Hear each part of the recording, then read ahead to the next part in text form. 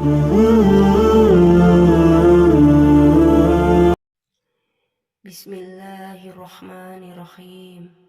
Assalamualaikum warahmatullahi wabarakatuh.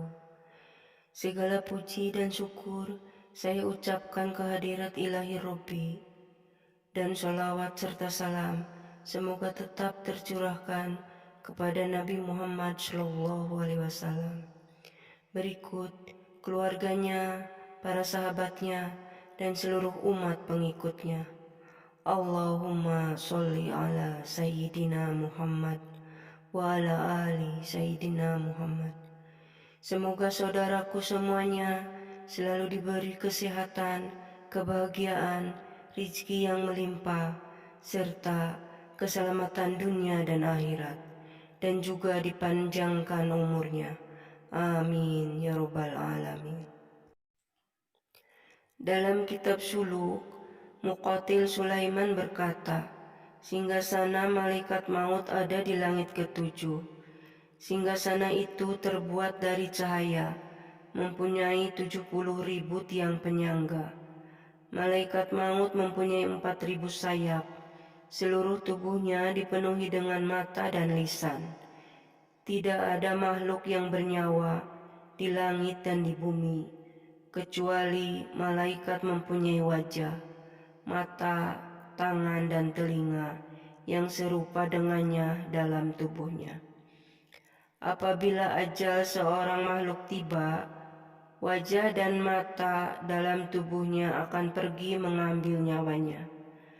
Apabila seseorang telah mendekati ajalnya, malaikat maut bertanya kepada Allah, kapan waktunya yang tepat untuk mencabut nyawanya? Wahai malaikat maut, sesungguhnya waktu ajal seseorang tidak seorang pun yang mengetahuinya. Ia adalah rahasia ilmuku. Tapi bila ajal seseorang sudah dekat, aku akan memberitahukan engkau dengan tandanya. Ka'ab al-Ahbar berkata, Allah menciptakan pohon di bawah arsy. Pada setiap daunnya tertulis nama-nama seluruh makhluk hidup di langit dan di bumi, termasuk malaikat Jibril dan malaikat Israel sendiri. Jika ajal seseorang tinggal 40 hari lagi, daun itu akan jatuh ke tangan malaikat Israel. Dengan jatuhnya daun kepada malaikat Israel, berarti ia telah diperintahkan oleh Allah untuk mencabut nyawa seseorang. Ketika daun itu jatuh, orang itu di langit telah disebut meninggal dunia, padahal dia masih mempunyai sisa umur di dunia selama 40 hari lagi. Sedang tentang di mana tempat meninggalnya seseorang, malaikat Israel tahu dari malaikat yang menjaga rahim. Ketika manusia mulai terbentuk di dalam rahim, Allah memerintahkan kepada malaikat yang menjaga rahim untuk mengambil segenggam pasir tempat besok akan meninggal. Sehingga kemanapun perginya seseorang, meskipun ke ujung dunia, kalau ajalnya tiba, dia pasti akan kembali ke tempat meninggalnya. Diceritakan, pada zaman Nabi Sulaiman alaihissalam, malaikat maut datang kepada Nabi Sulaiman. Setelah duduk, ia memandang agak lama kepada salah seorang pemuda.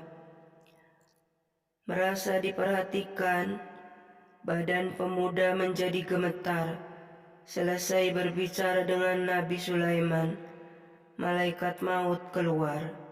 Setelah pulang, pemuda itu bertanya kepada Nabi Sulaiman, siapa yang baru berbicara dengannya? Ia adalah malaikat maut, jawabnya. Sepertinya dia ingin mencabut nyawaku karena memandangku begitu lama. Saya ingin pergi jauh sekali agar terlepas darinya. Wahai Nabi Sulaiman, sudilah engkau membantu saya dengan memerintahkan angin untuk membawaku jauh ke negeri seberang, ke negeri Cina, agar malaikat maut tidak bisa menjumpaiku. Beberapa hari kemudian, malaikat maut datang berkunjung lagi kepada Nabi Sulaiman. Ia ditanya Nabi Sulaiman, mengapa melihat pemuda yang ada di sampingnya begitu lama? Saya terkejut melihat pemuda itu, karena sebentar lagi saya diperintahkan Allah untuk mencabut nyawanya di negeri Cina, padahal ia masih duduk bersamamu. Kemudian Nabi Sulaiman menceritakan bahwa setelah ia pergi, pemuda itu menyuruhku untuk memerintahkan angin untuk membawanya ke negeri Cina, jawab Nabi Sulaiman. Dalam cerita lain diterangkan bahwa malaikat maut juga mempunyai pembantu dalam menjalankan tugasnya. Pada zaman dahulu ada seorang abid. Setiap selesai sembahyang, ia selalu membaca doa, "Ya Allah, ampunilah segala dosa-dosaku dan dosa malaikat yang menjaga matahari."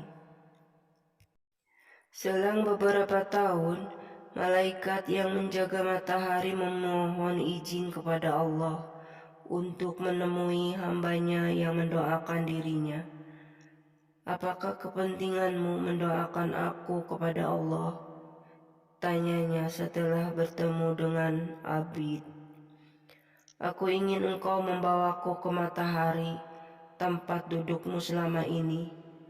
Kemudian engkau menanyakan kepada malaikat maut, kapan waktu ajalku tiba, agar aku bisa mempersiapkan lebih dini," jawab Abid.